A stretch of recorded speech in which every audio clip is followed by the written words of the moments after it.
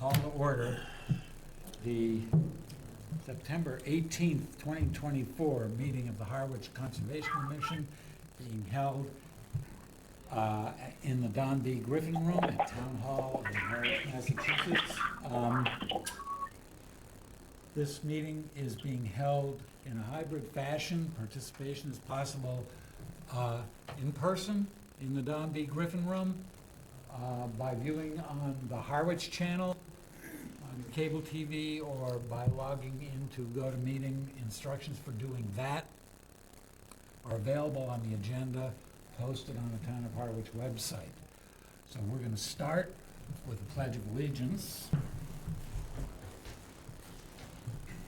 I pledge allegiance to the flag of the United States of America and to the republic for which it stands, one nation, under God, indivisible, with liberty and justice for all. Thank you. And before we proceed with the agenda, I would like to welcome our newest member, the Harwich Conservation Commission, Thank you. Vivian Mulhall. We'll try to go easy on you tonight. Okay, but, thank you. That won't last long. Okay, So anyway, welcome. thank you very much. So the first item on the agenda is 35 Snowing Road, map 8, parcel F1-0, a notice of intent for the installation of a permanent dock. Do we have an advocate here? Is Mr. Tavares here? Online, maybe? Mr. Tavares had mentioned that he was likely going to be present here tonight. I don't see him yet, and if he's not Sure. online, let's maybe push it to the end of the hearings to give him a little more time to get here. Okay, we will do that.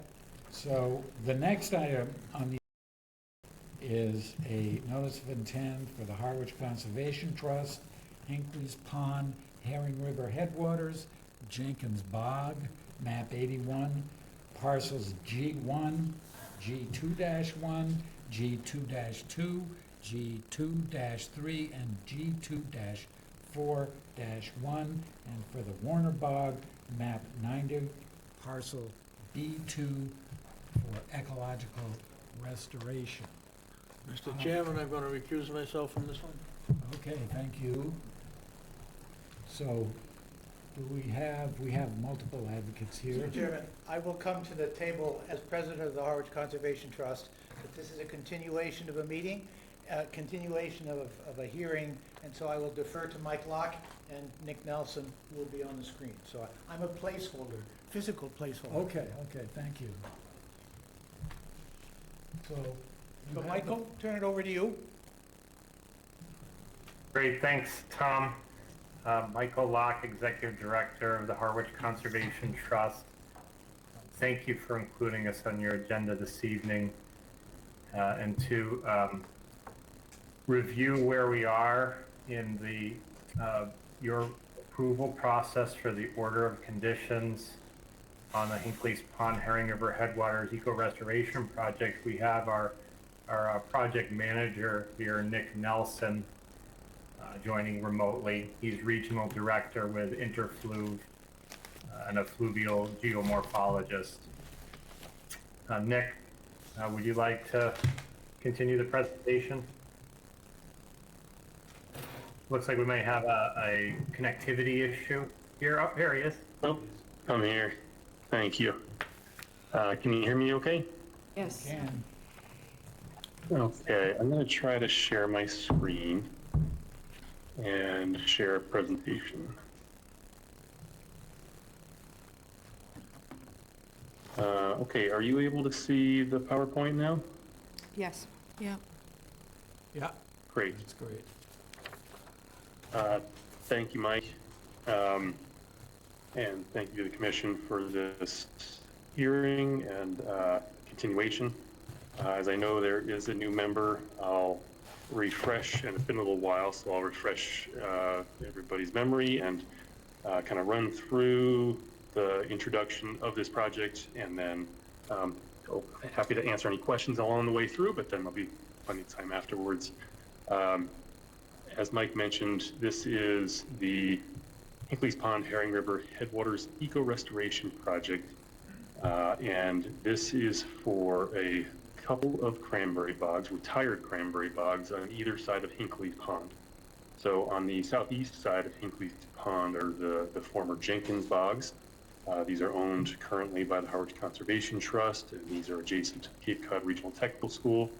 And then on the northwest side of Hinckley's Pond is what's called Warner Bog, and that's owned by the Brown family. The town of Harwich boundary cuts right through the Warner Bog, and you'll see that in the design sheets later on. So Harwich Conservation Commission does have purview over portions of the Warner Bog as well. We did receive an order of conditions from the Brewster Conservation Commission a couple of months ago.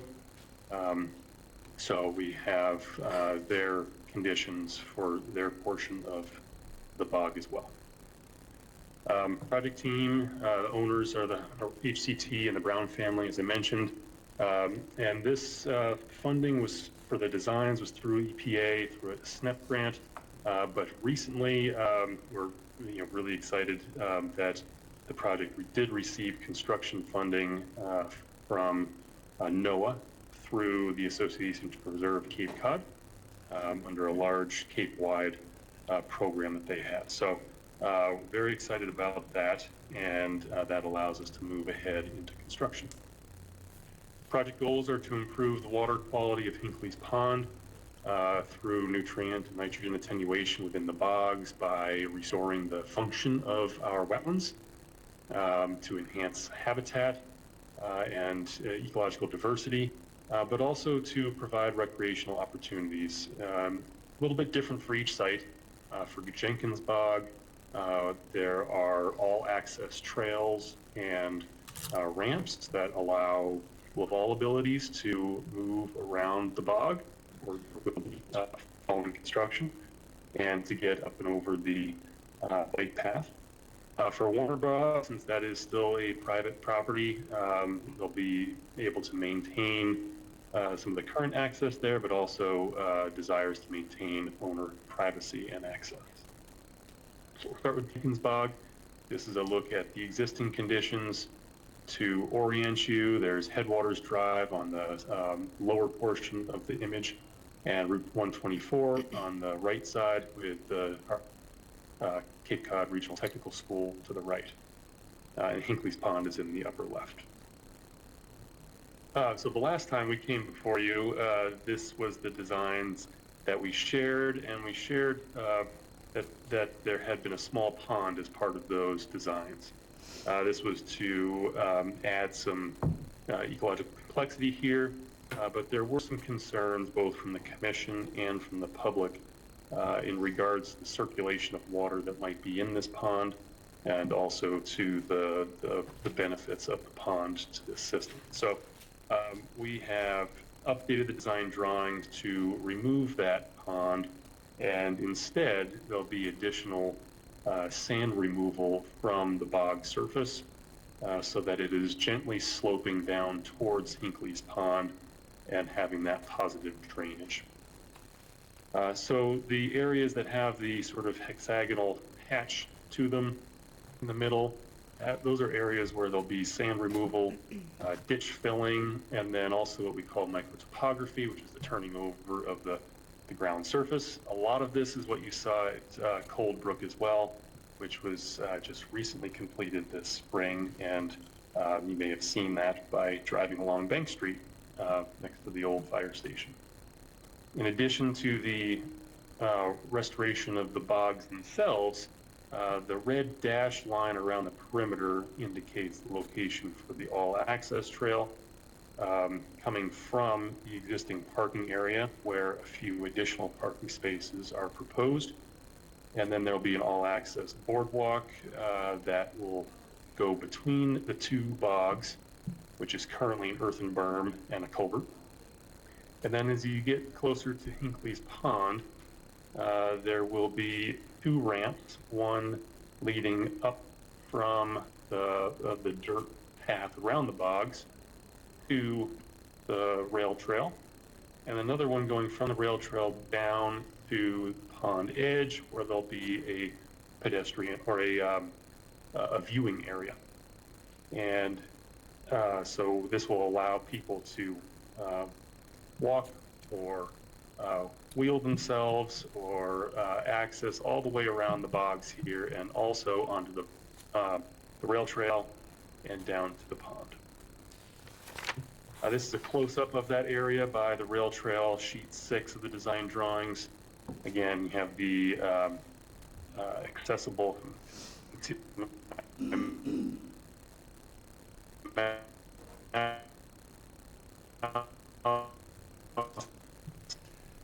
Nick, you're breaking up. We can't hear what you're saying. here, the accessible is coming up from the dirt road next to the bog to the rail trail, and then and that's with real Nick? Nick, we can't understand anything you're saying. I'm sorry, but Oh, we're losing you. We've also lost. I'm sorry. Has that been happening the whole time? No, just for the last maybe minute. 2 minutes? Maybe if you turn your video on, that'll lessen the strain on whatever your connection is, and we can get the audio. Sure. Thank you for letting me know.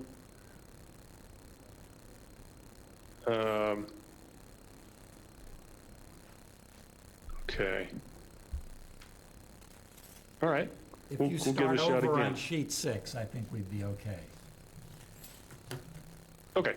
So sheet 6, we have the ramp leading up to the rail trail path, and then the ramp switchbacking back down towards the pond to this observation area. This is where the current pump house is, and that pump house will be removed. I was saying that observation area will not include any decking or anything. It's just compacted material, the same material as the all-access trails around the bogs that will allow wheelchairs and other wheeled accessible vehicles to be, well, not motorized vehicles, but wheelchairs and walkers and such and strollers to be out in those areas. The final piece here is that the culvert that currently connects the pond to a small water area here, where the pipe from the bogs outlets, that culvert will be removed. So there'll be a new opening, fully open channel there between the pond and this open water area. So currently there's a dirt road that is along here, and vehicles will no longer be able to get across this area and drive towards the pump house. Moving to sheet 7, this is just a detail of the boardwalk area. Again, this will be a fully accessible ramp down to the boardwalk and a crossing over the wetland area. And these are some of the details of the trails and the ramps, just a little bit more of the technical details showing the widths and the handrails. For the planting plan, we're proposing plants that would typically be found in a shrub fen wetland for the areas where sand will be removed. And then the areas where only the ditches will be filled and the microtopography completed, those areas will be a forested wetland, mostly with Atlantic white cedar trees. And I'll show a species list in just a minute. Moving to the Warner Bog on the western side of the pond, this is existing conditions here with the limits of work outlined by the red dashes. And a very similar approach to this bog where we have areas of sand removal, ditch filling, and microtopography, and then other areas where there will be no sand removal but ditch filling and microtopography. And then the earthen berm that separates the bog from the pond in this particular area will be removed. So there'll be more of a smooth transition between the pond and the wetlands here, and no vehicle access across this area. The proposed trail through here with the gray dashed line, that is not meant to be an elevated, heavily constructed trail. That's more of a sort of bog plank, if you will, that we are considering that the tech school might help construct, but more of sort of planks on top of logs to go across this area to have a more immersive experience. From a planting plan, very similar again, shrub, fen, wetland species in the areas of sand removal, and forested wetland with Atlantic white cedar trees in other areas. And then upland seeding in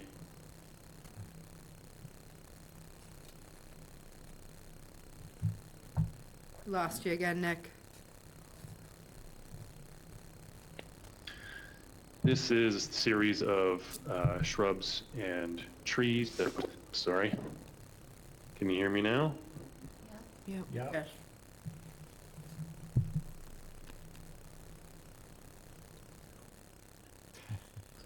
I think Not there's a anymore. delay.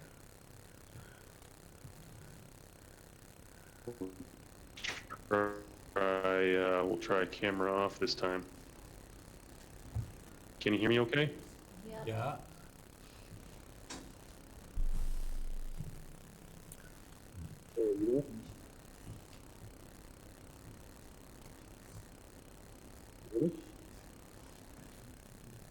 Nothing. Okay, I'm gonna try to move. This is the problem with remote. I apologize. Can you hear me now? We can hear you. Okay. Apologies for that. So I was just showing a series, a list of plantings that we're proposing for the project, series of shrubs and trees. And then these are just pictures of existing projects that have been completed to show the trails and restored wetlands. You can see the trail at Cold Brook during construction, microtopography during construction, the trail and site after construction with a little bit of growth at Cold Brook, and then construction pictures during other projects as well. So you can see what occurs during construction and the quick regrowth of vegetation afterwards. There certainly are impacts. The bogs are considered wetlands right now, even though they are former cranberry bogs. So the entire area of the cranberry bog would be disturbed in its existing condition, but restored to functioning wetlands with small decrease in the overall area of wetland for the whole site. No change to the area of ordinary high water. Schedule here is for permitting to be completed this fall through this hearing, and then the Army Corps of Engineers permit as well, and then construction beginning hopefully by the end of this year and extending into the new year. For that, I'll take questions, and I apologize for the connection issues. Thank you. Do you have more to say, Michael, or should we just move on to Amy and the commission? Thank you, Nick, for the comprehensive review and presentation. And we respectfully seek the Conservation Commission's approval. Glad to answer any questions. Thank you. Amy? Thank you. Since we've last seen this, we got some correspondence from the Natural Heritage Program, as well as, I think, Division of Marine Fisheries, and there was comments in those letters. Has this project, has the scope of this project been changed at all to accommodate for those? We would anticipate that those conditions would make it into our orders of conditions as well. Yes, that's right. So we've removed the pond from the Jenkins Bog, and we've incorporated some notes along the pond edge regarding planting and addressing some of the conditions that the Natural Heritage Program placed for the species along the pond edge. We'll continue to work with them in terms of a turtle management program as well prior to construction. Okay, thank you. Let's see. How will the compacted material on the Jenkins Bog, near where the old pump house was, how is that compacted material near the viewing area going to be retained near the pond edge? So that it doesn't wash into the pond. Just, yeah, so there's no risk of it. Yeah, it's well, it's a flat area right there, and currently there are some boulders that separate that area from the pond, and so those would be retained along the edge, and there'll be a fence along the edge there as well. Okay. Don't anticipate any runoff from that area that would leak into the pond, given the topography there. Okay. Thank you. I think I had one more.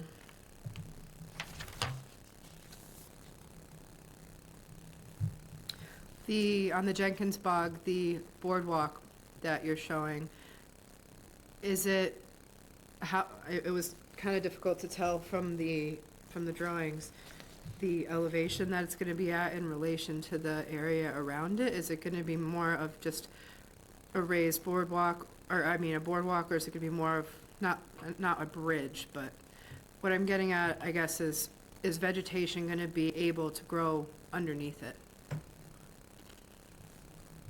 Yes, it will be, well, it'll be similar to, won't be the same designs as Cold Brook, but the spacing will need to be similar to accommodate the wheelchairs and the accessibility component. But it is, I'm just looking back through, I believe it's only about 18 inches above the ground surface. And there's no channel through there, so it's Right. more of just sort of micro topography. Yeah. So plants would be able to grow underneath and around it. Okay. Other than that, I really have no questions. This was filed as an ecological restoration notice of intent. There will be an initial disruption to wildlife, though these bogs have not been fallow for anywhere near as long as Cold Brook Project, which is doing wonderfully in terms of wildlife reclamation over there. I think the end result is going to be a more natural habitat and enhance the wetlands, the habitat, basically hit all the performance standards for bordering vegetated wetlands, and I would recommend approval. Okay, thank you. Commissioners, Sophia, I have no questions. Mark, I have no questions, thank you. Vivian. No questions. I have no questions or comments, so we can take public comments now. Don't know if anyone online has something to say, but let's start with the people in the room. Is there anyone in the room who has comments or questions?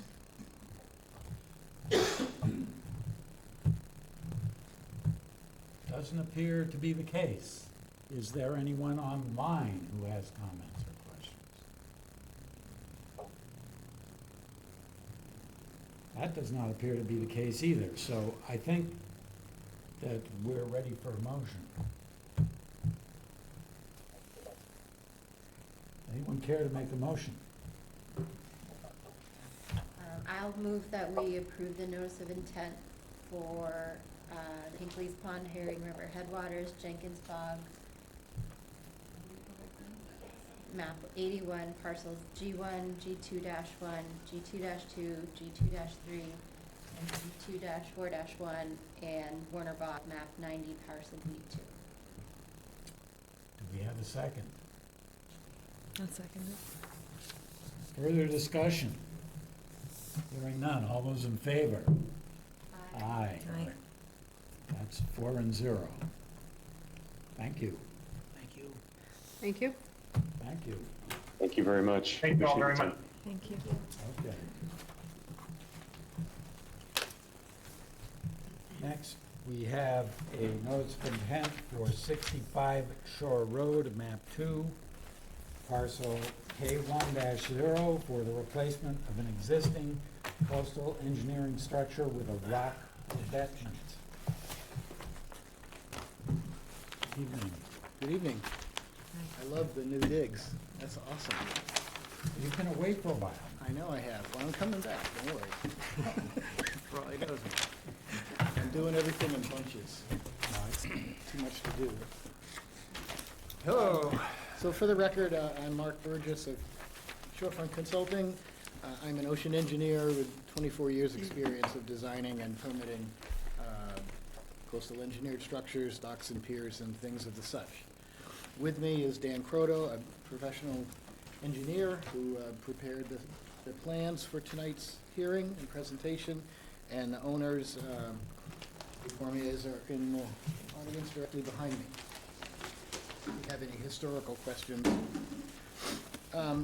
So the premise of this is, as you said, it's the replacement of an existing previously approved coastal engineered structure. So we affectionately refer to it as a CES. And the project before you is to replace the existing permitted CES with a rock revetment CES. So a little background, the existing CES consists of what we call long guard tubes. And these are a fabric tube, so anywhere from 10, 20, 30 feet long. They're filled with sand on the site and then placed against each other. They do provide shorefront protection. They don't allow any sediment to pass through them. They are, however, required to be covered. So the way that this design works is it's meant to be a second line of defense. The first line of defense is always the sand that covers them. When these tubes get uncovered, they're vulnerable to UV light degradation of the fabric, and more importantly, debris from a storm that might come up and puncture the bag, where it then springs a leak and all the sand leaks out, and then they have to get equipment in there to fix it. There have been a couple of attempts to keep the bags covered. The property was nourished with about 500 cubic yards of sand back in 2021, I think, when the town offered dredging materials for neighbors that wanted to pay for it. And then most recently in 2023, after the first storm, 200 yards was placed voluntarily by the applicant over the bags, and it was removed in its entirety about 3 weeks later. So the problem is that the beach has dropped, the whole beach, not just here, but the whole beach has dropped to where now keeping the bags covered is no longer practical. It's repeated disturbance, and the sand doesn't stay where you put it. So that will leave the bags vulnerable to damage, which then will be more of a disturbance and repeated disturbance to fix it and repair it. So what we're proposing is a rock revetment, sloping rock revetment, 1.5 to 1, in basically exactly the same footprint as the long guard tubes that are there now. Same height, we're not going up in height, same length, it basically goes across the entire property. The west end will be knitted into an existing rock revetment, no worries there. The east end, the abutting property doesn't have any shorefront protection on it other than sand fencing. So the end of those revetments, what we do is we taper the revetment down in height, and we also curve it into the land. So that allows a transition zone from, say, 10 or 15 feet before you get to the property line. There'll be more sand there because the revetment will be in. So that's a transition zone to dissipate any remaining energy and keep it on the applicant's property. In general, the advantages to a sloping rock revetment over long guard tubes. So hydrodynamically speaking, the long guard tubes are a long, flat surface that is like an elliptical shape. On the top of the ellipse, the storm energy is reflected upwards. Okay, not so bad. But on the underside of the Longar tube, the storm energy is directed directly downwards. That liquefies the sand in a slurry and gets it allowed to be removed literally by the next wave. So this kind of an installation on a coastal beach, when it's exposed, is a poor condition and not an advantage to the beach. Our sloping rock revetment, on the other hand, has all kinds of little nooks and crannies. You've seen them before. And the water gets trapped and dissipated in these nooks and crannies because there's no flat surface. So it just bobbles around. You can see a lot more spray when a wave hits a rock revetment, and that's all the dissipated energy going up in the air instead of presumably back down on the beach. Now, there's some flat surfaces of the rocks that reflect, but a whole lot less than a whole long flat face tube. So the advantage there is much less reflective energy, more wave absorption, more energy absorbed. The exchange between the coastal dune area that's behind the Longar tubes, landward of it, and we can discuss that in a little bit. The exchange of sediment between the dune and the beach is still possible. It's diminished by the current CES, the approved CES. However, we're not changing the height, and the flood elevation is 3 feet higher than what the revetment is proposed. So during a storm condition, you have the ability of full exchange of sediment between the dune and the beach. Regulations do allow this. In the narrative, there's a pretty good explanation of why and how the regulations allow the replacement of a CES on a coastal dune that was approved prior. There's an ongoing nourishment condition that we're requesting to have in the order. So it uses a trigger point similar to other projects. When the beach drops to a certain point, you're required to put a certain amount of nourishment back on the face of the revetment. We don't put it on the beach because the beach takes it too quickly. You put it on the face of the revetment so that subsequent storms and rain and things like that will take the sand in a kind of a metered approach. And my belief is that this more accurately mimics the natural erosion process. So the initial nourishment, the revetment will be covered up. If the revetment is exposed and the beach drops to a certain point, additional nourishment, I think it's 60 cubic yards, gets placed on the revetment. The narrative goes through the coastal zone shoreline change analysis and the amount of erosion at the beach. Obviously, the numbers are quite low. I think it comes down to about either 5 or 15 yards a year, which is not realistic in current times. So we're offering 60 cubic yards, not per year, but when the beach is lowered. The subsequent nourishment can come over the applicant's property the way it did before, when it was done this past winter. Another possibility, depending on the contractor, is you can get a series of conveyors to convey the sand over the vegetation and onto the beach, and then you only just need a piece of equipment to spread it. So there's not a bunch of repeated trips over and over. That depends on the contractor, but the point is that the ongoing nourishment efforts will be on the applicant's property, and we won't need any other access. For the access for the project, we're going to utilize the access that was used in the spring here for 2 properties to do nourishment and repairs. And this is the property between 43 and, what's the neighboring number? 39. West of 43 and 49? It's 39, yeah. Yeah. There's a number of permission letters in the file. All the neighbors have been contacted. We have support of all the neighbors between the access and the project for use of the beach. Now, if you recall, when this access was used in the spring for the 2 adjacent properties' maintenance, it wound up being a little wider than we intended. The contractor had to use a little more area than he thought. So that access didn't get restored yet. So as part of this application, Mr. Cormier is offering to restore that access when it's done, because we won't have to use it anymore, at least for this. So let's just say that the access now, it's, might be 7 or 8 feet wide instead of 6. The ongoing requirement that was agreed to prior was 1 foot wider than the existing, there's like fiberglass treads, at-grade walkway. So for the project, that gets removed. You drive in and out as you need to bring materials and equipment and sand and all that. You put the walkway back down like he did the first time, and then we'll plant on both sides with vegetation that matches what's there, beach grass, Virginia rose, whatever's around that matches, and we'll narrow it back up to what it was before any work was ever done there. So that's another advantage to this project because previous restoration is going to happen.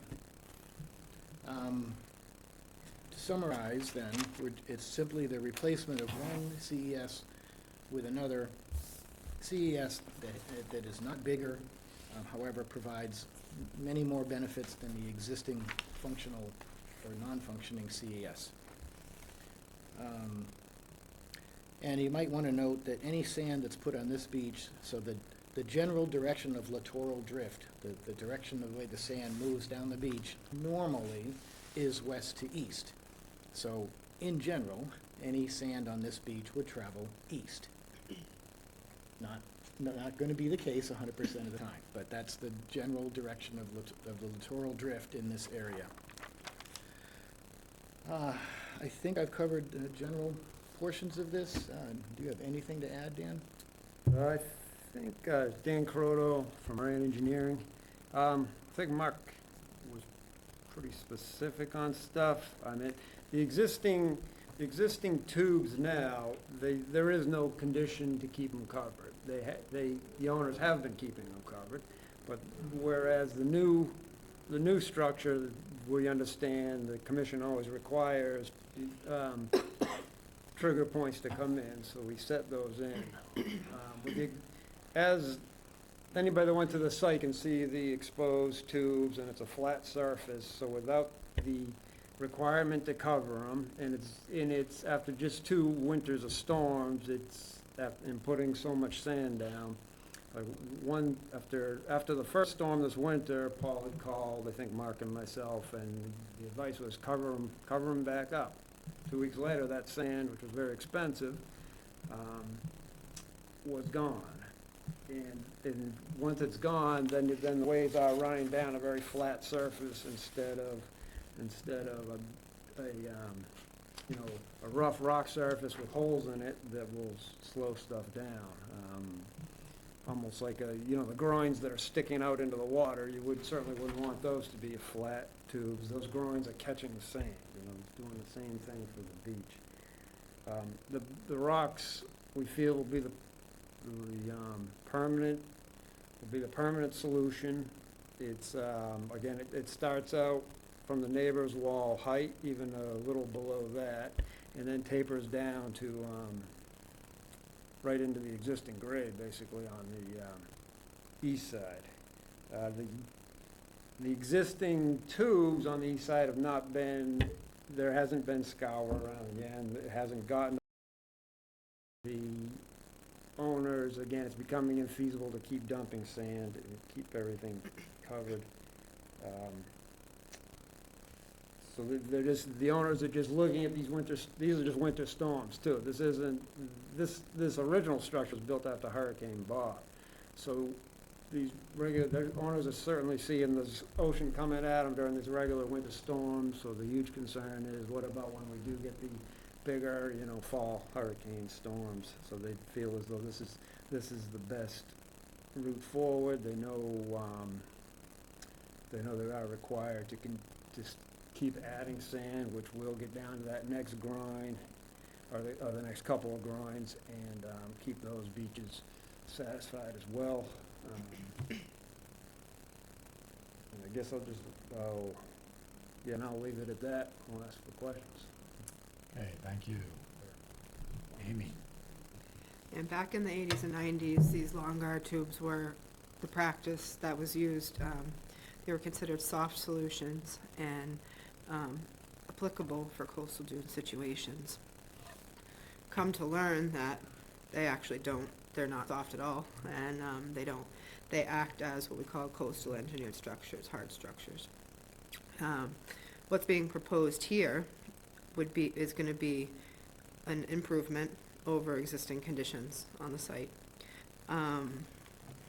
As they have stated, waves hit this and just move along the structure, erode to the top, erode to the sides, erode to the bottom. At least with a rock wall as designed as this, a rougher faced wall, there'll be some crevices, some room for absorption of the wave energy. It's also not good to continually dump large amounts of sand at one point or another, because what happens then is you get a big storm. And I understand last year, I mean, we were giving everybody sand just to protect themselves. But doing too much all at once isn't really good either, because what happens then if there's nearby shellfish beds, which we don't have a commercial shellfish fishery right along the shoreline there, but there are shellfish in the intertidal and subtidal areas. If you get a big storm that takes 200, 300, 400 cubic yards of sand off of a bank, it's going to bury those shellfish too. So a more metered approach is a wise approach. Sand nourishment is a good thing when done at the right interval. It helps keep the beaches maintained at a certain elevation, which then helps stop some wave energy up close to the dune or bank. So in general, I'm in favor of the project. Vivian had mentioned that she'll be abstaining from this one as being in a butter. And I think my only questions are, you were talking about access for the sand. This past, when sand nourishment was allowed, access was closer to the west side of the property and not down the path. And I just want to make sure that path, things do get restored. As you said, a mix of some Virginia rose and beach grass would be applicable. And I want to be clear, I guess, if there's routine nourishment, like when the trigger point gets hit, where is that access going to be? Is it going to be down the walkway, or is it going to be on the left side of the property? Or the west Yeah. side of the west, property? right. Down the west side where it was done before. And the applicants would be amenable to restoring that again if it was, once it's disturbed. Yep. And I think I know, I looked at it right after the 200 yards was placed, and I think there's a better way to do it, you know. I think that too was also kind of an emergency situation to probably get some sand down there as quickly as possible, but, I agree. I think now that we're planning it out, there should be a better methodology to do that, so. Nope, so with that clarification and planting specifications, I would recommend approval of the project. Okay, thank you. Comments from commissioners. Wayne? I think this is a great solution to that possible problem down there with these tubes. I'm very familiar with all that stuff. I built many of them back in the East Ham area years ago.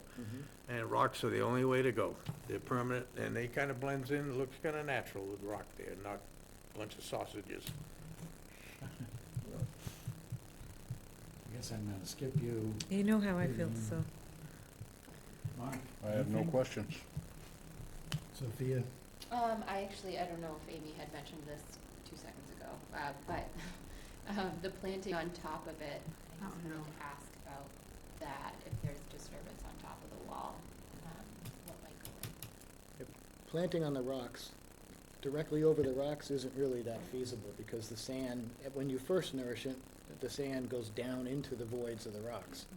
So if all that sand leaves and the beach drops, you're gonna have those voids again. So directly over the rocks is not feasible, but anywhere landward of the top of the rocks, back, anywhere landward can be maintained. Okay, and will it be lawn right up against? No, there's an extensive vegetative buffer there Oh, I now, see. like 30 feet It's a lot of Mostly- Rugosa rose. Mostly Rugosa rose, but, yeah, there's an extensive vegetated buffer on the site right now.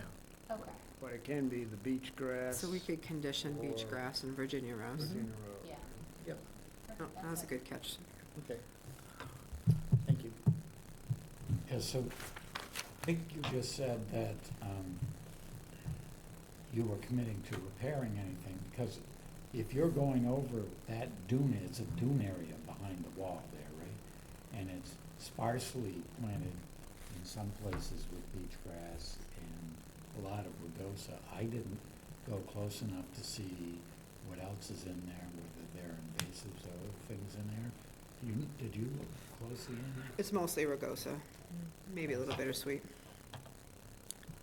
And what kind of equipment are you gonna go over that with in order to deliver sand when you have to replenish the sand?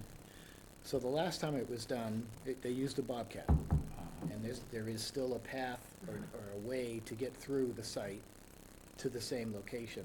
The thing I disagree with is that they went, seemed like they dumped the sand over to Nourish it, and then they drove back and forth like to turn around. I would go straight over it, dump it in one spot, and then drive the Bobcat and have the Bobcat on the beach to spread it. That way you just have one narrow access over the rocks. You just pile sand and drive over them. They do it all the time. So, and that could be maintained and it could be restored at the same time. You can use mats if it's, I mean, it's pretty heavily vegetated out there now, and even after the nourishment effort, it's Yep. almost completely grown back, all on its own. Having said that, it needs to be maintained, restored, and there's a number of ways to do that. Okay, I don't have anything more. Do we have people in the room who care to comment or have questions? Do we have anyone online who wants to chime in here? I don't hear anything. Any further comments, questions from the commissioners? We have a motion. I'll make a motion that we approve the plan for 65 Shore Road, map 2, parcel K1-0. And I believe the conditions are the planting of beach grass and roses, what'd you say, Virginia roses? Where necessary. Yep. I'll second. Further discussion? Hearing none, all those in favor? Aye. 401. Mhm. Awesome. Thank you very much, ladies and gentlemen. Thank you.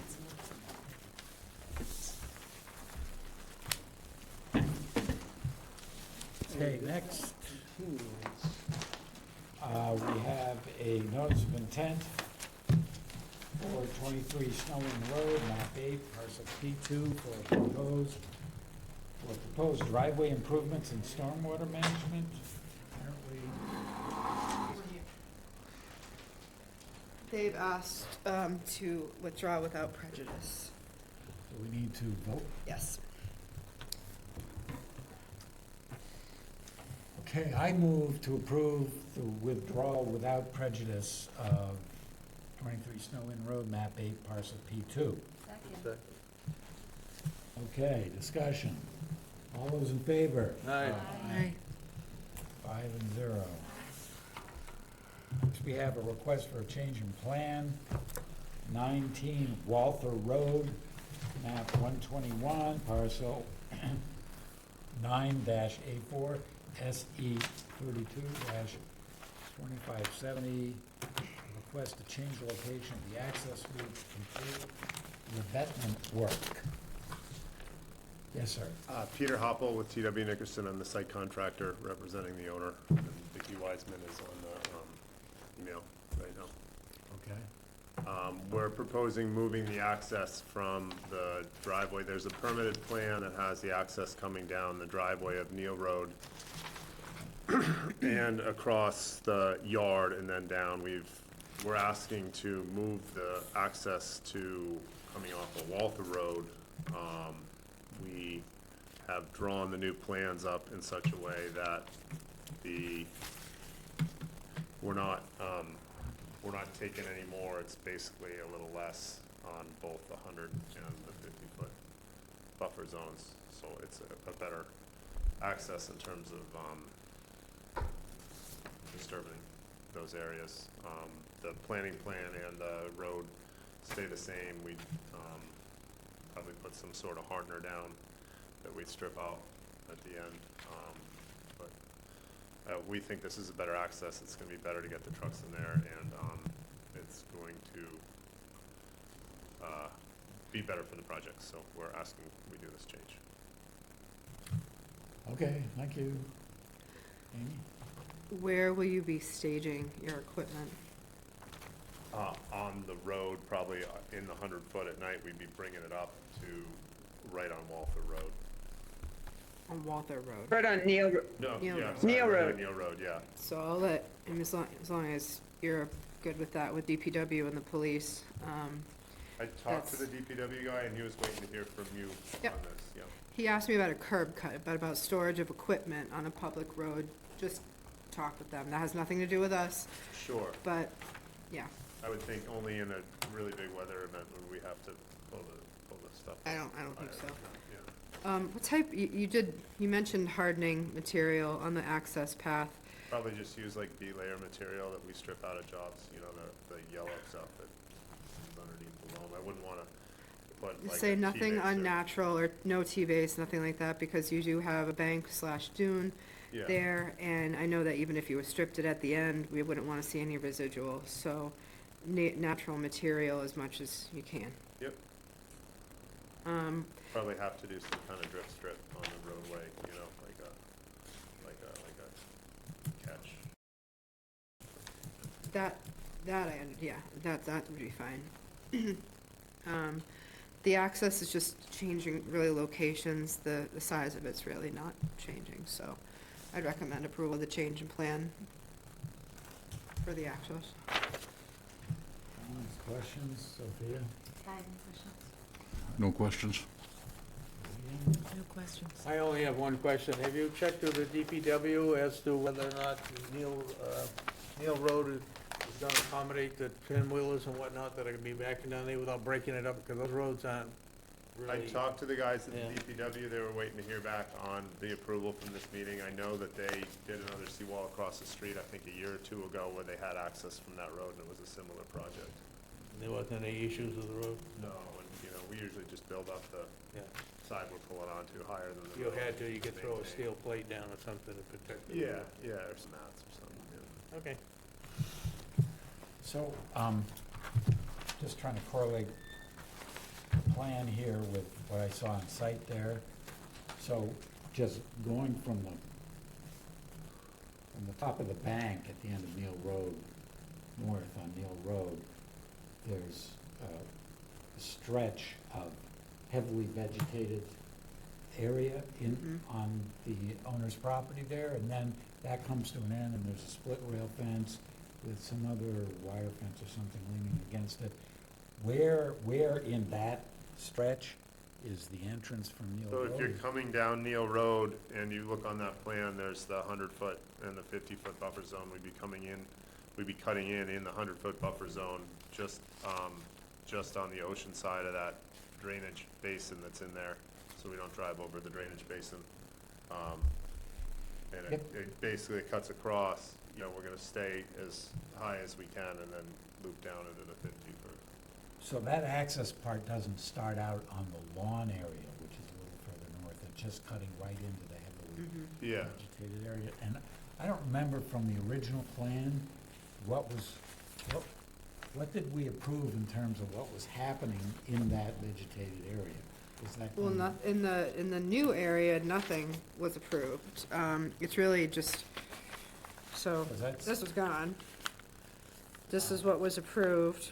Right, This here is pretty thickly vegetated with a mix of invasives and natives in there. So it's kind of like for like in terms of vegetative cover. did we have any conditions on any changes to that? I'd have to check the Vegetated area. planting. I think they were just to replant it with Just replant where the cut was, and that's. where the path was. So like the planning plan would stay the same, you know, similar just to transfer to that the area. other We just transfer the area area. we were disturbing to the area we are disturbing now. Okay.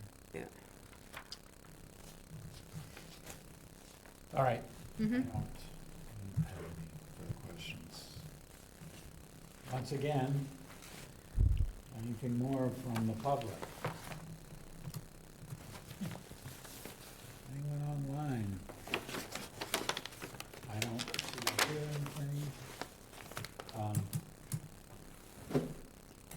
Can we have a motion? I'll move for approval. 19 Walther Road, map 121, parcel 9, A4, project number SE 322570. Discussion? All those in favor? Aye. Aye. 5-0. And I'll convey to Thanks very DPW. much. Have a nice Thank day. you. I'll convey to DPW that we approved it. I'll touch base on this. Thank Yep. you. Thank you very much. Thank you.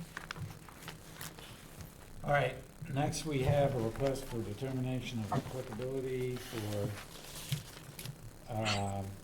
10 Colonial Way, map 15-S4, parcel 8-0 for the removal and replacement of an existing upper deck and adding a second story over the pre-existing footprint. Good evening. For the record, Sean Riley with Time Bond. Can you hear me all right? We can hear you. Great. I'm hoping this is a very straightforward RDA. Can you see the image on the screen of the house? We can. Yeah. Great. So essentially, we have a BBW and a marsh on the opposite side of a road with lawn. We have a small inland coastal bank, technical coastal bank, where it's literally just steeper than 1 in 10. So the 100-foot buffer that you see on the site plan reflects that, essentially that 100-foot buffer from that lawn area that acts as a very small vertical buffer. The work that we're doing essentially within the buffer zone is to add 22 square feet of upper deck on the house. So you could see the existing house already has a second story within that area with an upper deck. The proposed house, we're essentially reconfiguring the roof line and adding 22 square feet of deck within the buffer zone. It is a very small project. The other part of the project to act as mitigation, we're taking the existing septic system that's within the 100-foot buffer and moving it outside of the buffer. I think this is a very straightforward RDA, and with that, I'll open it up to any questions you may have. Thank you, Amy.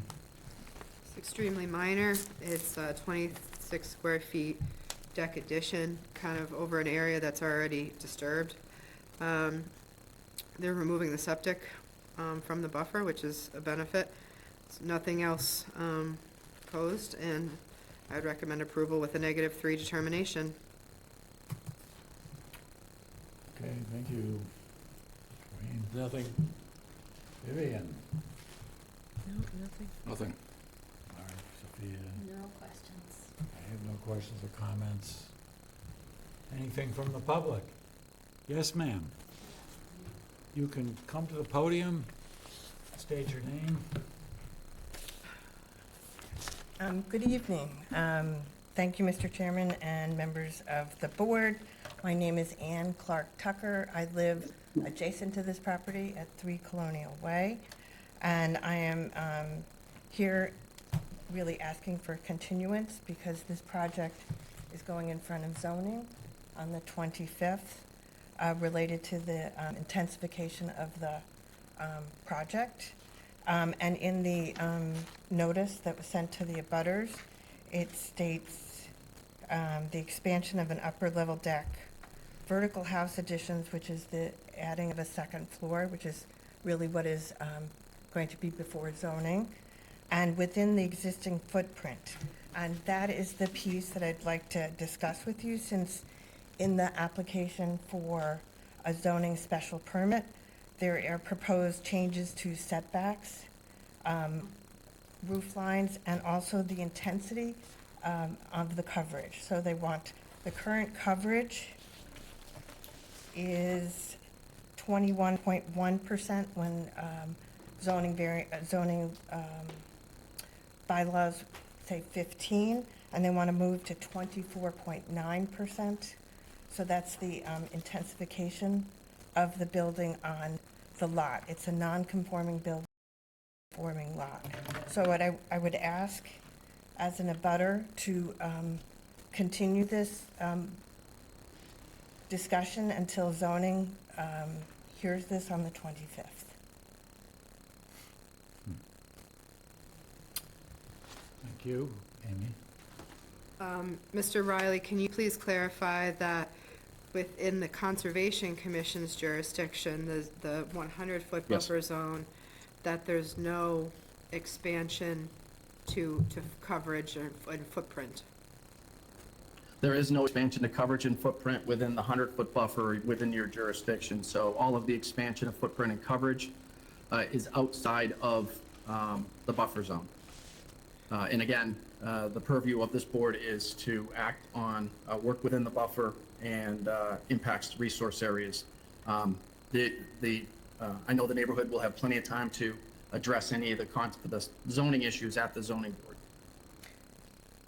Mike, just a further comment, my question to you is how do you operate? Does conservation become before zoning, or does zoning We come before? typically are first. You're first.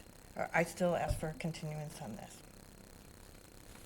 I cannot recommend. Through the a chair, they have to continuance. comment to the zoning board, so I guess if you wanted to continue a letter basically stating that this project will be filed as a negative determination, if that's what the board determines. Okay, hang on, we've got to talk They about it. will be looking for some sort of report from conservation. Yep, so the zoning board of appeals typically requests, or always does request, comment from conservation, and I do it on your behalf for projects. So in that, I would say whether or not we took action, or what action we took on this project. This is, I mean, they lawfully applied for this project for work within our jurisdiction. I don't think there is cause to continue under the State Wetlands Protection Act and the local wetlands bylaw. I don't see how it would potentially change our decision. And we're not telling the zoning board of appeals we're recommending the whole project. We're just saying this little tiny piece that's on our jurisdiction, we find is not having any wetlands impacts. And your tiny piece is very much supported in terms of moving the septic out of the buffer zone, Yeah. because there's an existing septic Right. there, and the plan says it's going to the back where there's another septic. So that's not the issue. The issue is really this idea about, is it going to be the existing footprint? Because that's really what's in discussion right now. So, the existing footprint in our jurisdictional area is not changing. We don't have any jurisdiction over the rest of the lot. That's the zoning board of appeals. But So it's the 22-foot on the deck, isn't that within your jurisdiction as well? Yes, but it's. Which is why I asked for the continuance, that is within your jurisdiction. Okay, we've gotten your input, thank you. Unless you have more information for us, I think we need to just discuss this and make a decision. Okay, thank you very much. Thank you. So, comments from the commissioners. Anything? I don't have anything. Anybody? No, I think from what Amy said, it's the concern of this commission is really wetlands protection. It's not about planning permission or the footprint of the house, if I'm understanding. Whatever decision you make, I can make it clear that it is only for that particular portion of the project. We're not opining on Right. the rest of the project. I agree with that. Any further discussion? Anyone else online who would like to chime in on this? Does not appear that way. Can we have a motion? I'll make a motion that we approve the determination of applicability as a -3 determination for the 10 Colonial Way, map 15-S7, parcel 8-0. Second. So I'd like to just add to that, that we're instructing Amy to communicate with the zoning board of appeals that this only applies to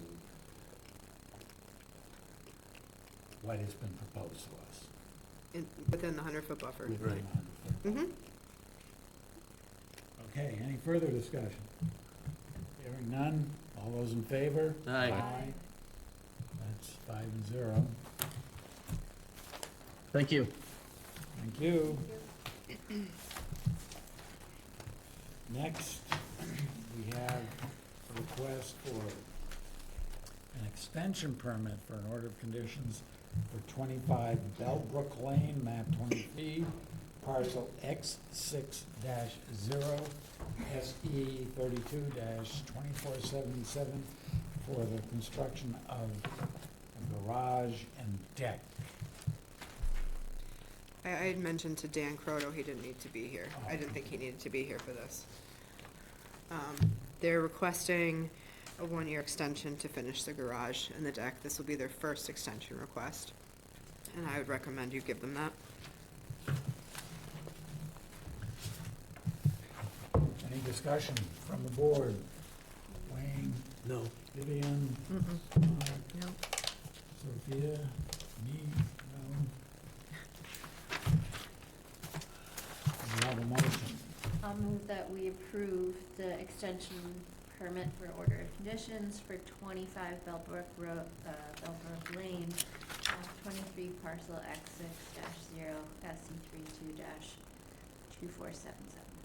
Second. Further discussion? Hearing none, all those in favor? Aye. Aye. 5-0. Mr. Chair, can I go check to see if I received any word from our applicant who is not here? For the Manicharian project at 35 Snow Inn. Please do.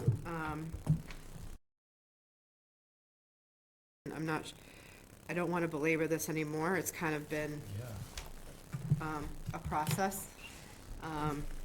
And I'm not sure if we want to act one way or another if we don't hear from him, but Well, let's have Let's that go see. discussion after you find out whether there's been any communication. all right. While I'm away, if you wanted to do the minutes, we could do that. I'll be right back. Okay. I reviewed the minutes, had a whole bunch of mostly minor grammar police edits, but there were a couple of things in there that were beyond that. And she posted what resulted from that. I don't know, have you guys looked at the minutes? You have any objections? I have no objections. I did notice one correction, the spelling of a gentleman's name, that's all. Okay. Anyone else? Nothing? Well, I'm gonna move that we approve the minutes for September 5th, Second. 2024. Sorry. Really? Okay. Any more discussion? Hearing none, all those in favor? Aye. Aye. Okay. Really a well-oiled machine here. Yeah, I don't know what's happening here. Sometimes. Sometimes, right. So far, we haven't tripped and fallen into any manholes. Any what? Manholes.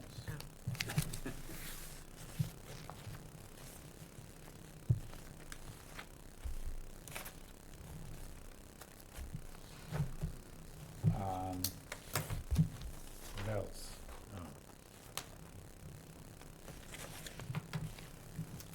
Yeah, we should wait for Amy before we talk about any of these other things.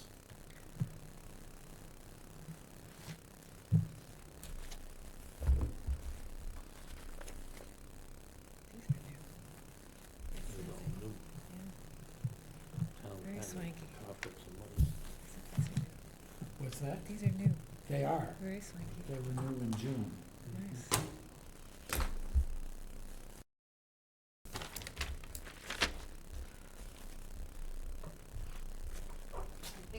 the meeting is tomorrow.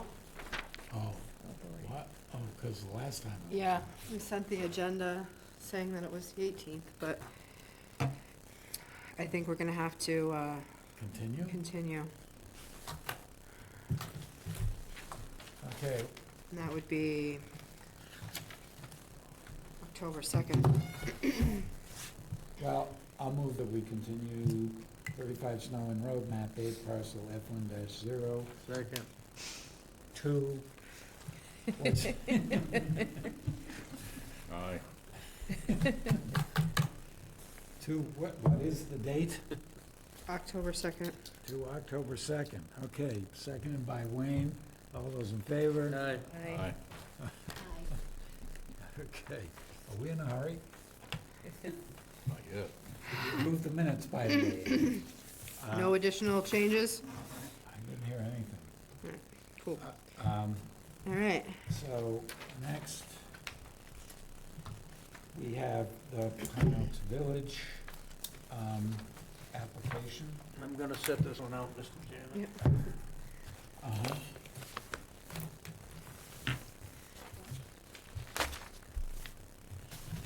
So,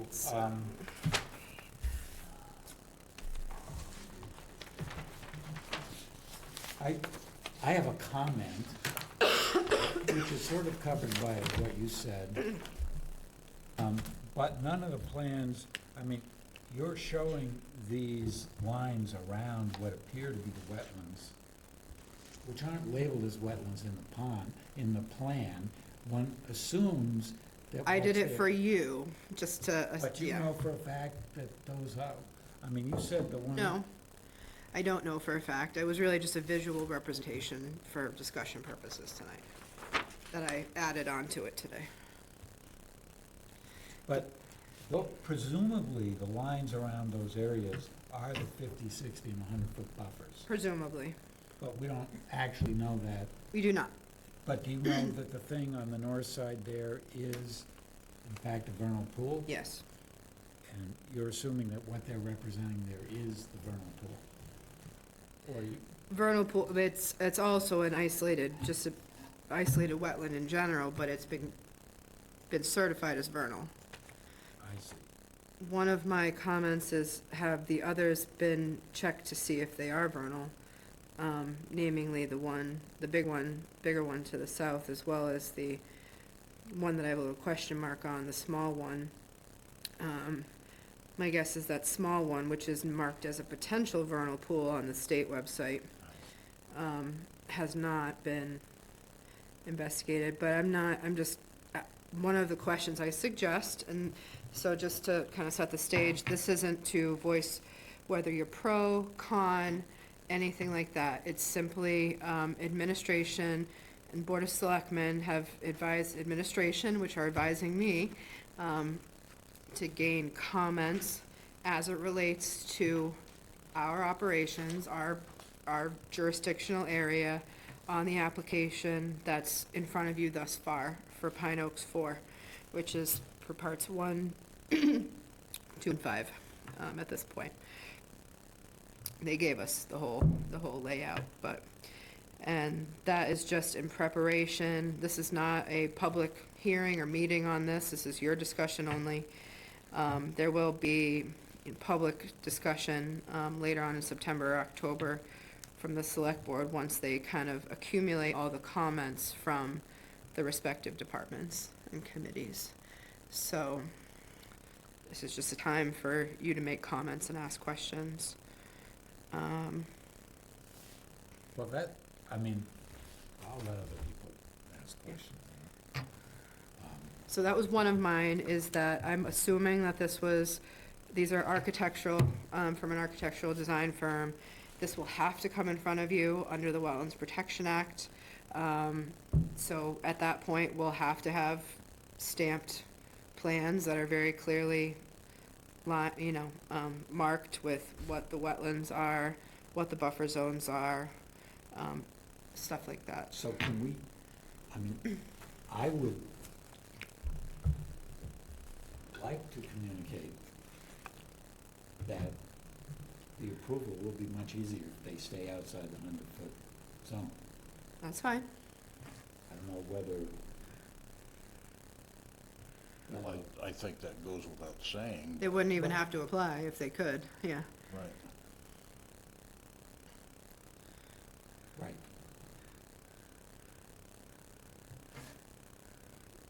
I'd say, can all work be moved outside the 100-foot buffer?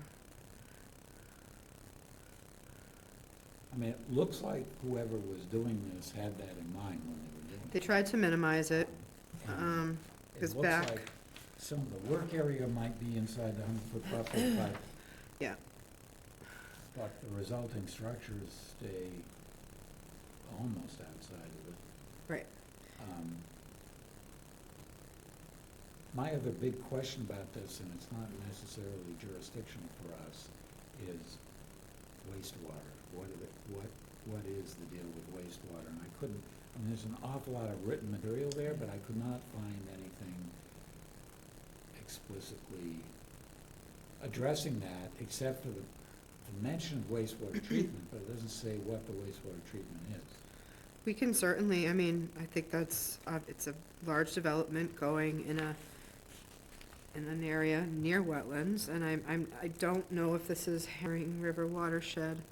I think it is. I have to check on that, but being concerned with effluent, So close. is purview, so I could say clarification on wastewater treatment.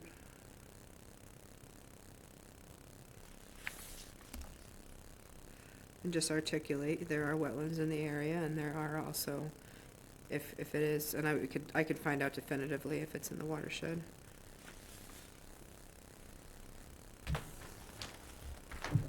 I know the stream is not too far to the northwest of this, but By wastewater, do you just mean septic, or do you also mean like runoff from paved? they're gonna have a wastewater treatment facility on site, So you're, supposedly. I'm thinking about wastewater as in sewers yeah, or okay. tile. I mean, I don't, hopefully they're talking about extensive wastewater treatment. I would hope that that's what, Yeah, I mean, what that, they're planning on, and, or connection to a sewer, but I don't remember what. I have a remark when you're, I will stop and let you talk. thank you. Given the size of the project, everyone's concerns, I think, are probably valid, and probably not dissimilar from each other's. But until we have a formal engineer's plan in front of us, that's going to answer a lot of questions. And there is a lot of questions on this site, because it's pretty extensive. Yeah. And the volume of work and everything that's going to take place here really needs to be looked at pretty hard. But for the sake of going forward, I would urge that the engineering gets completed and presented so we have time to look it over and process it and see what takes place. Okay. can I say something? If they're looking for comment ahead of time, I mean, my concern would be like how to kind of, and keeping in mind, trying to, like dissuade any of those spaces from becoming like walking trails or places where people take their dogs, or Yeah. like, you know, a village green that kind of like spills into the vernal pool, which would have a lot of stormwater runoff, Yeah. and like, hypothetically, if it's a development, like any of the developments that are happening, the landscaping is like, it's kind of a nightmare, right? It's just like grass and crappy trees, sorry, I'm going to go down. Let me stop there, but, just to kind of like, is there a way to have them, really just, respect the boundaries of these areas that are really sensitive and take it into consideration, where the water runoff is going and like what the activity might be like, would be important to me if I were looking at this at whatever stage of planning, Yep. that goes a long way. Got it. Thanks. So one question I have is, I mean, I was very confused by their enumeration of the lots that they were assembling to make this out of, and trying to correlate it with what I saw on Mass Mapper, and I couldn't correlate Yeah. it at all. Mhm. But on this plan that you drew on, are the boundaries shown here the totality of the land holdings that they're going to accumulate, or are there larger land holdings that will be part of this whole thing? To address Sophia's point, are there going to be larger bits that are part of what is associated with this development, but they're intending to leave Natural. undisturbed? I am not I think I know, but I'm not 100% positive. That's a question. So, does the site plan depict the entire property, with entire holdings?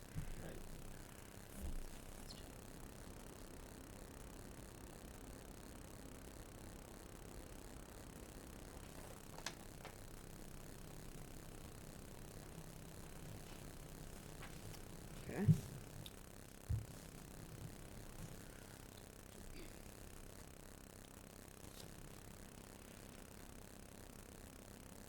To your point, John, I suspect it would, because I believe site coverage is gonna be a question.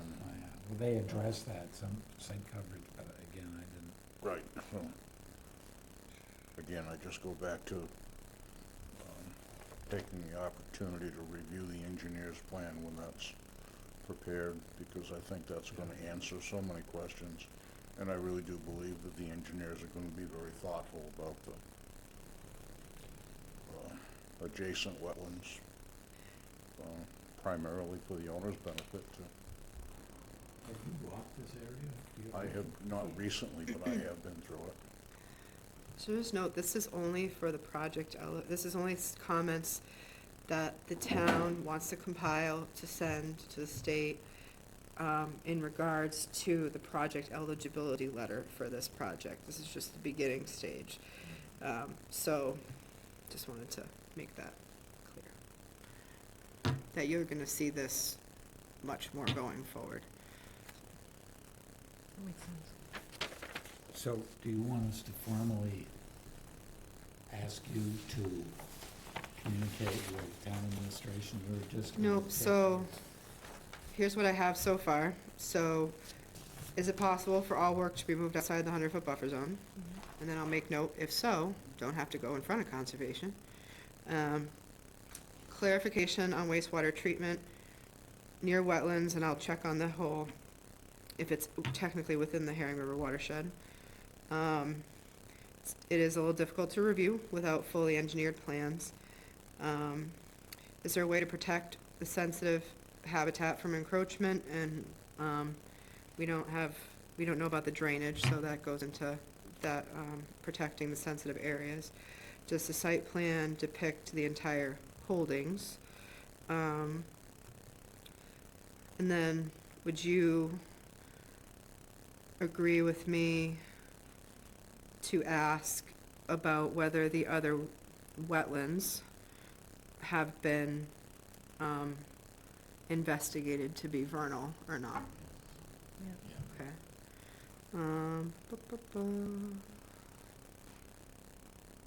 That's it.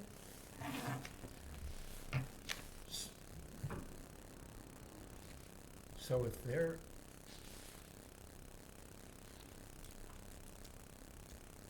I'm just trying to think of, if they have not, if they don't know about the status of vernal pools, or even just these depressions that look on the plan like they might be wetlands, but we don't know. I mean, it seems like we would want to review the plans in that context, whether or not they're claiming they're completely outside of the 100-foot buffer, just because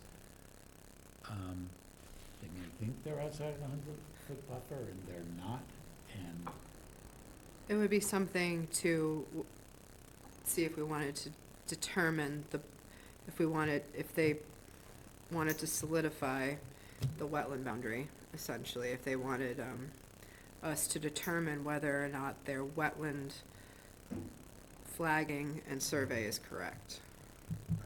So.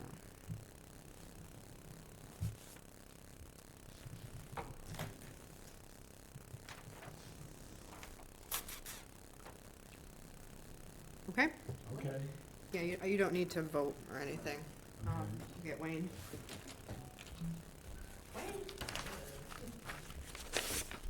Okay. All right. So we have other items here. Use of outstanding, discussion and possible vote on use of outstanding CPC funds for land management.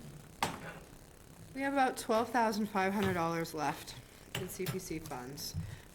We have to use it, we received it a few years ago, we received $20,000 a few years ago to help enhance, repair our lands that were purchased with the assistance of CPC funds.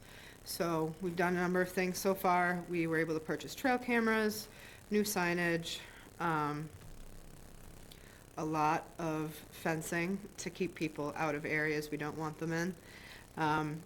Been kind of sitting on this balance because we had talked about doing a gate and into the Bill's Neck Conservation Area. And I'm just concerned it's been a few years now. I have to give a report, I would say soon, to the CPC, and I'm applying Next again. month. Yes, to CPC. I don't want other potential projects to be held up because we have outstanding balances still, and we haven't completed other projects. So if you're not sure what you want to do with the remainder of the funds, what you could do, you could turn them back and potentially apply again in the future. I think it's a bigger conversation if we're going to do a gate. We've talked about it a whole lot in the past, but I don't have a hard number. We don't know if it's going to be manual, if it's going to be electronic, who's going to manage it. Well, we've never gotten very far with the conversation about, well, whether it's gonna be an electronic gate, and we've talked a lot about finding a way to manage opening Yep. and closing that, and never really landed on anything definitive. Mm-hmm. Question is whether the commission, as it is currently composed, wants to spend some real time thinking about this and doing something about it.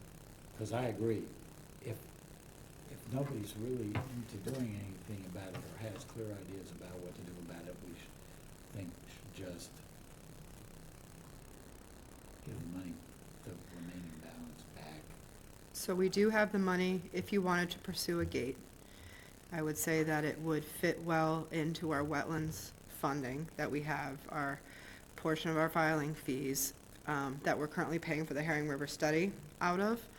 We would have enough money for a gate now with that as well to be able to do the gate and the Herring River study and have some left over.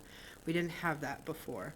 And the wetlands funds could be used because by installing the gate, you're helping to protect a resource. Oh, so you're saying, don't use the CPC funds, use the wetlands funds? I'm saying don't stress about I'm saying you can give them back. We weren't in as good of shape even 6 months ago, because prior to starting, we saved up all of our money for that Herring River study. Yeah. And right now, we have 12,500 excess at least in wetlands. If you wanted to pursue the gate, you don't have to rush with it and decide tonight or next meeting if you want a gate. we have the money in another applicable account that we could use. But the other thing I'd like to potentially talk about wetlands use for is Phragmites treatment and removal in those old bogs too, which is not gonna be cheap. Is 12, It's gonna be more than that. Yeah. But I gotta get quotes first. I haven't gotten quotes for that yet, so. It's on the to-do list. Yeah, an invasive, reed type, grass.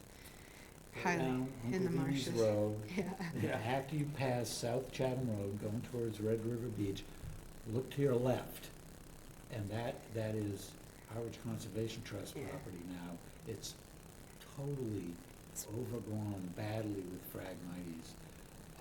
You'll know it when you see it. It's in pretty much every salt marsh, and it kind of stays in the high marsh area right up near the upland. It likes a freshwater seep to it. It really likes the old ditches of the cranberry bogs. So what, marsh edges is where you're gonna find it. It's highly invasive, and before it gets completely out of control, we've talked in the past about getting it taken care of. You'll see people in the fall going out and cutting it, used for decoration. Oh, it's got the Yeah. feather. Instead of like using, the- Yeah. get the big head. Yeah, I know what you're Yeah. talking Yeah, We yeah. used to call it There's one on pampas Lothrop, grass. when you're Yes. driving down All Lothrop. you can Lothrop, see it, yeah. Yeah, Phragmites australis, Phragmites, okay, so. good word. So, do you have an idea of the process? I mean, the process for going after a gate for Bell's Neck. First thing is to decide what we want there. And the second thing is to figure out what you're actually gonna buy to accomplish what you want. Right. And that's, some level of work, right? Well, also the location of the gate, and I think that's where we Yeah, started to stumble. location, whether it's gonna be automated, pros and cons of that, And getting input from PD, the fire, Police department and the fire yeah, department. exactly. And have you had any discussion at all with any of those stakeholders about that? Not since our last discussion. So, but Way long time ago, they had said it wouldn't be, this was a long time ago, said it wouldn't be an issue if we put a gate in there. They'd give them a key, they'd be able to get in. But that was a while ago, and it's probably different chiefs now, so. I think both chiefs are pretty, Yeah. well-minded for the town, to do Yeah. something right for the town. Oh, yeah, yeah. I don't think it'd be any issue with those guys. And I think you'd have to have a public meeting Yeah. on it. So I guess I would give back the remaining funds to CPC Can we utilize that in other parts of that, in the Bell's Neck. in that region? Yes, it's kind of specific, yes, we can, 'cause various portions of the Bell's Neck were purchased with CPC funds. So Okay. what are you thinking? Specifically, right near the beach and the parking area that's down there, would it be appropriate to relocate that parking area further to the north and seal off that area that's right on top of the east side? Yep. It's being used for parking. On Bell's Neck Got Road? the same circumstance down on North Road, where the parking is right on top of the marsh, off to the east side of the footbridge. There, I don't know if I could use it on North Road.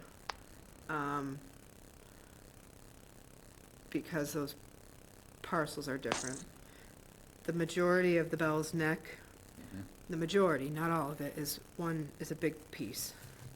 Map 36, M6 or something like that. So potentially, I'm not sure what funds we would need. What I could do between now and when I meet with CPC in October is meet with DPW to see what it would take to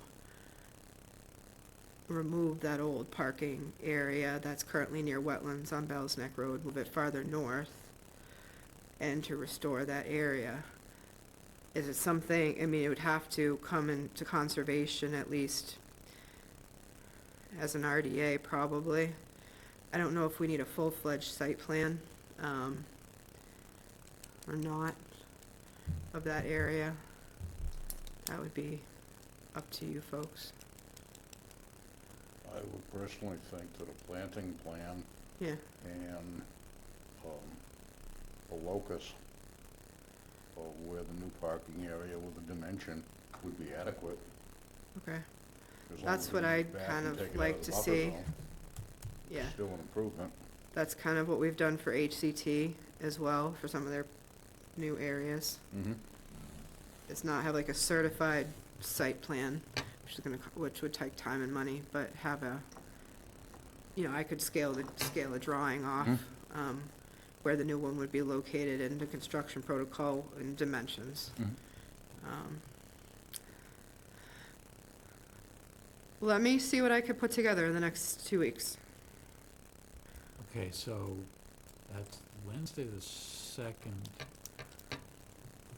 So the October CPC meeting is on the 10th, I believe.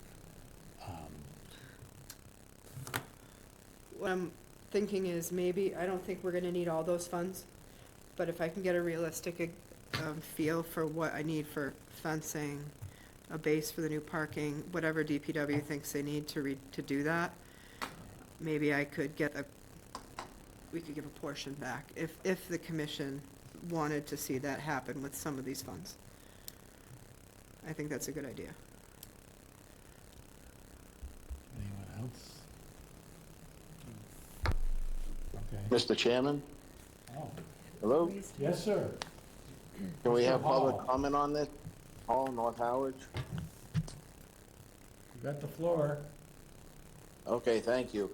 In relation to the CPC funds, I just want to remind the Conservation Commission, back in 2015, my family sold 4.1 acres to the town of Harwich on Article 33 at the annual town meeting, and some of the appropriations for that funds were CPC. And that's the northwest corner of the reservoir, south of the rail trail. And when we sold that parcel to the town, after we sold it, my father's sold it to the town of Howard, and I also had a separate piece of land that came out of the same parcel, was land courted title. We had existing vehicle track rights over the entire Bells Neck area, the whole parcel, because my grandfather owned that at one time, and he remained to keep those access rights. In doing so, we relinquished all of those rights over Bells Neck Road, North Road, to get to our property on Depot Street as a good thing to the town of Howard. At the time that I went in front of the selectmen, that was after the purchase. This was a donation. We relinquished our rights over the remaining 300 and something acres. At that time, Peter Hughes was the selectmen's chairman, and when we brought that to them for $1, he notified and said at the selectmen's meeting that there should be a sign and a plaque or something at the top of the 4.1 acres that was purchased from my father, which was my grandfather's parcel before John E. Hall. And it was to recognize that, and my grandfather spent most of his time in his latter years, retirement years, sitting on that hill, and I put a granite stone up on the top of it. It sits there now, prior to the town purchasing it. And it was the intention of that time to recognize, Johnny Hall and also basically the forefathers of the town of Howard with the cranberry industry, Marcus Uran, who built the reservoir in 1929. And it was to lay that out so that future people would know the significance and how Bells Neck was acquired. And basically it was all put in place by cranberry growers, building that dam and dike and holding back the water. So there was a commitment back then in 2015, and I think that some of these CPC funds would be an excellent use for that, to establish and finish that project. We've all gotten off track from there, but I saw this on the agenda, and I thought that this Yeah. might be something that utilized. I just have to, I agree. If that was the case, then the town should fulfill it. I apologize, I wasn't aware of that. I'd have to make sure that the language was to, I think, protect, enhance, maintain the land. But I mean, since we bought brand-new rules and regulations signs, I mean, with signage about history, Yeah, it was- recognition yeah, it of was- family, would that yes. fit in too?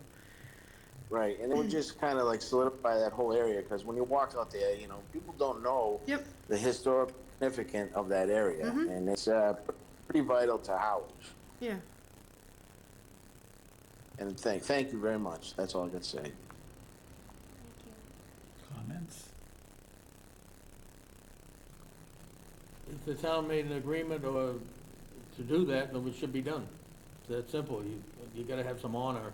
You can't just make agreements with people and then forget about them. Yep, I completely agree with that. And I think under It's the just a matter of it's this circumstances, it's also funding appropriate. to be used or other funding, but it should be done. Yeah, regardless of where the money comes from, it should. Yeah. Should do it. Alan, can we touch base on this in the next few days? Yes, absolutely, Amy. No problem. I got your number. Thank you very. Do you Thank know you. the spot that he's talking about? Yeah, approximately, yeah. Yeah. We could talk about what would be the appropriate location for some memorial / signage, educational signage. Whether it's the spot where the boulder is or a better or a different location for it that's more visible. So, I'll talk with Alan. Okay.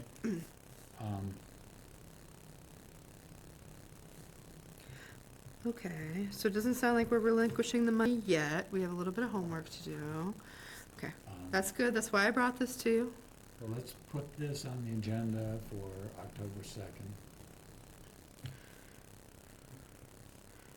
Put it back on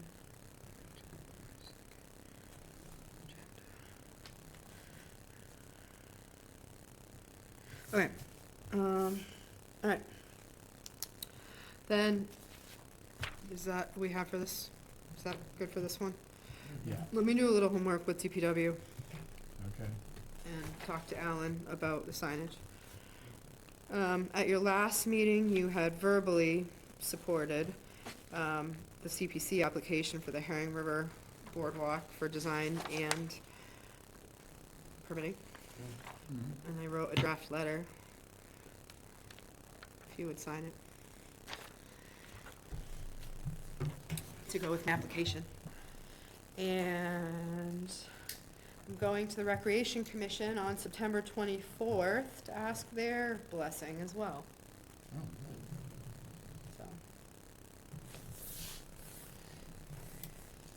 good. so. Oh, I guess we're done. We go home, I guess. Hello? Oh, boy. Was that I'm okay with was that a that. hint? Rising, I don't know, Was that a hint? I'm all right with it. All right. John, do you have any, you went to the One Cape Conference today, I'm going tomorrow.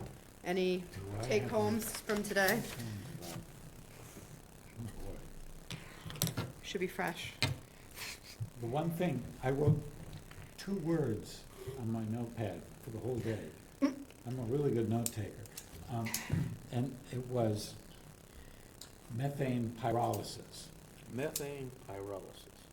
There's a guy there promoting the idea, this was in the environmental thing, about, works for a company called Modern Hydrogen, and it's like green hydrogen, where most of the time people talk about the green way to make hydrogen Yeah. is electrolysis. You run DC current through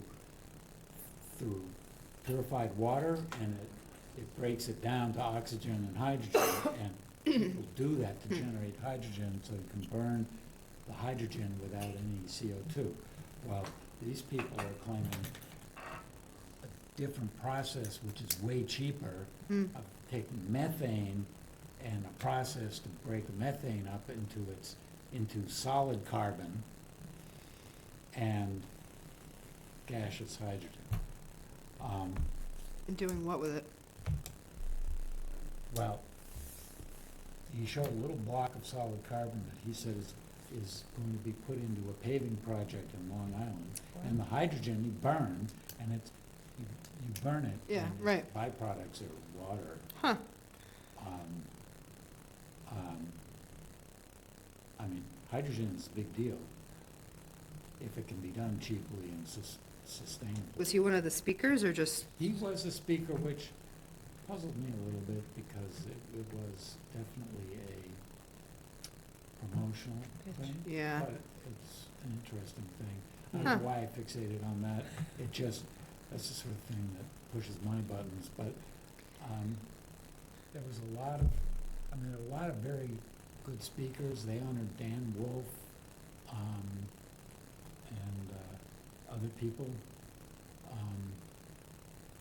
And it wasn't like today was business and tomorrow was the environment. more It was environment, all- yeah. Well, I think it was all sort of, Well, it is, well, that's what the whole, the big picture is that it's all interconnected. You can't, they're not separate here.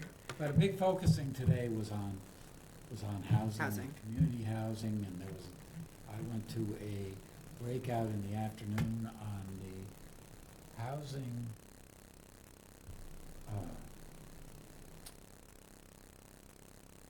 Housing and Conservation Innovation Program, which is a program, an internship type program that was run this summer. And there was someone there pitching the idea of a filtering technology to clean algae and other things out of freshwater ponds that are highly compromised. And that was part of the internship project. And those people were helping sort of do that, but they were also, these are students who are going around to towns and sort of inventorying housing needs and where they thought innovation could be applied to housing and conservation issues.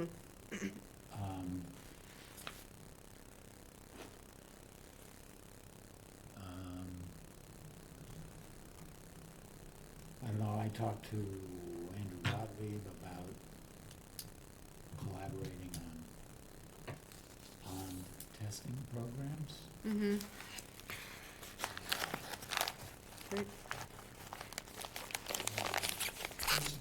When I went to a conference like this, when I worked for a living, I had to turn in a trip report. And I was thinking today, I had to actually take notes and write it up so other people, I said, boy, I can go and spend the whole day there, and I don't have to send Amy a trip report.